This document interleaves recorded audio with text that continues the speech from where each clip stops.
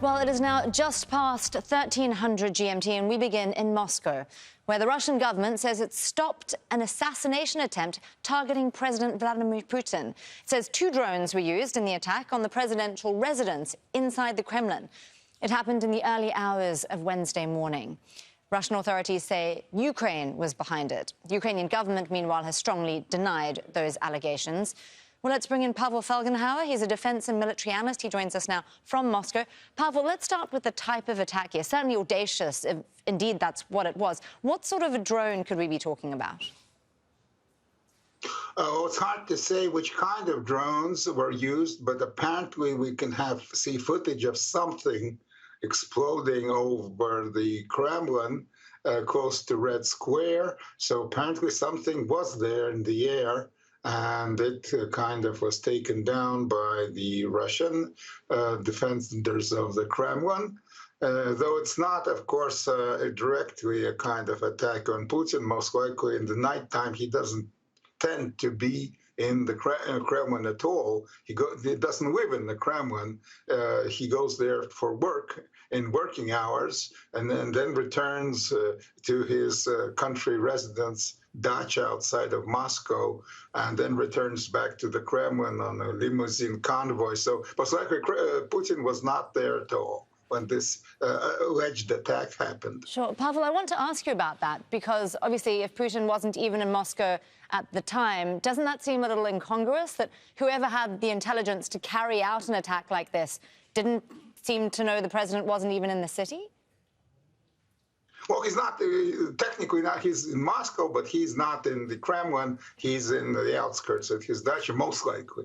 But of course, the president's itinerary is a very tightly held secret, as it should be in wartime.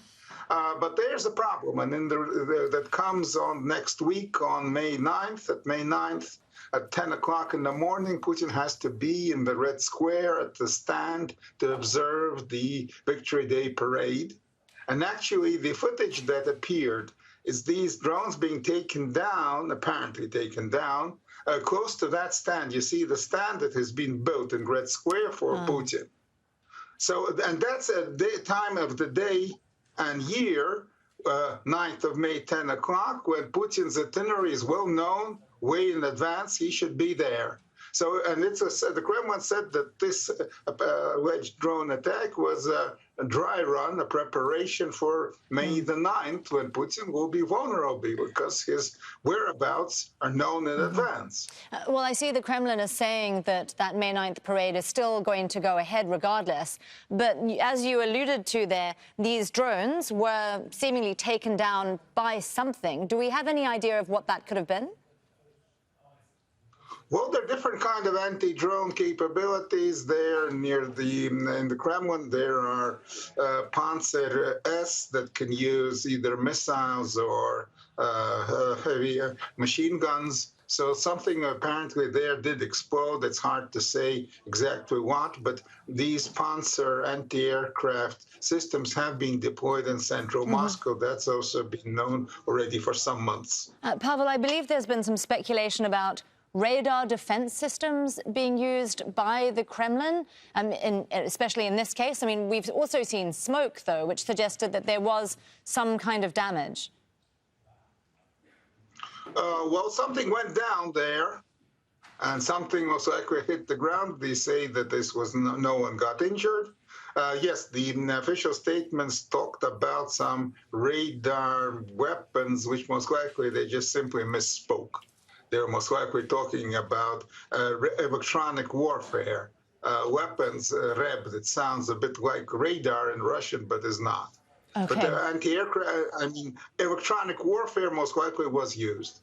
Right. Well, I see that Russia is saying that it was an act of terrorism, that it has the right to retaliate. Should Kyiv be potentially bracing for an onslaught? What would be a proportionate response here?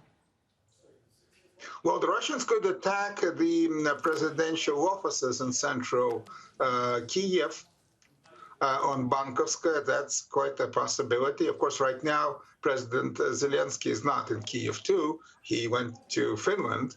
But such an attack could possibly happen. Well, obviously, Kyiv is continuing to deny any kinds of accusations that this was an assassination attempt. We'll be staying on this story. Pavel Falgenhauer there, defense and military analyst, speaking to us from Moscow. Always great to get your thoughts. Thank you so much, Pavel. Well, let's now bring in journalist Yulia Chapovalova. She's also in the Russian capital. Yulia, obviously, we're just getting lots and lots of information in as we speak. Talk us through what we know right now. Well, actually, we have just some official information from the Kremlin. We know that 2 drones earlier on Wednesday tried to target the presidential residence in the Kremlin. According to the president's press service, they didn't specify the type of the drones. The military and intelligence officers took some timely actions, according to them. They used radar warfare systems, jamming the signal of the drones and eventually disabling the devices. No one was injured. And the fall of the UAVs and the scattering of their fragments, no material damage was caused either. The head of state hasn't been hurt, according to the Kremlin's spokesperson. The Kremlin's assessment was that Moscow considered that attack a planned terrorist act threatening the life of the president of the Russian Federation. According to the press service, the Russian side now has the right to take retaliatory measures where and when it sees appropriate. And obviously, they blamed the Ukrainian side immediately for that attack. Meanwhile, they say that Putin's schedule is not going to change due to that attack, and the president is going to work as usual. And early on Wednesday, he also met with the governor of the Nizhny Novgorod region in one of his residences. That was reported as well. Also, we know that the V-Day parade will take place no matter what. The Kremlin also said that the attack took place right before Victory Day, which is widely celebrated here every year, on May the 9th. The incident, however, will not affect the Kremlin's plans for the parade to take place on Red Square on May the 9th. Also, President Putin will take part in the celebrations. That's according to the Kremlin.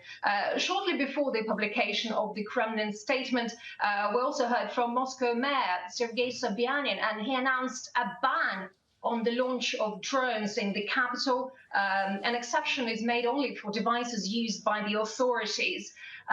We also heard from Ukraine, and Ukraine obviously denies any involvement in that attack on the Kremlin. And we've heard from the Ukrainian presidential spokesperson, and he said that they had no information about this so-called night attacks on the Kremlin. But as President Zelensky repeatedly stated, Ukraine directed all available forces and means to liberate its own territories and not to attack others. And he also called the events in Dnipro and Uman a terrorist attack, the attacks that took place a bit earlier on. And what happened in Moscow was obviously an escalation of the situation before May the 9th. That's according to the Ukrainian side. Well, this is clearly a developing story. We'll be staying across it for you here on Al Jazeera. Yulia Shapovalova there speaking to us from Moscow. Thank you, Yulia.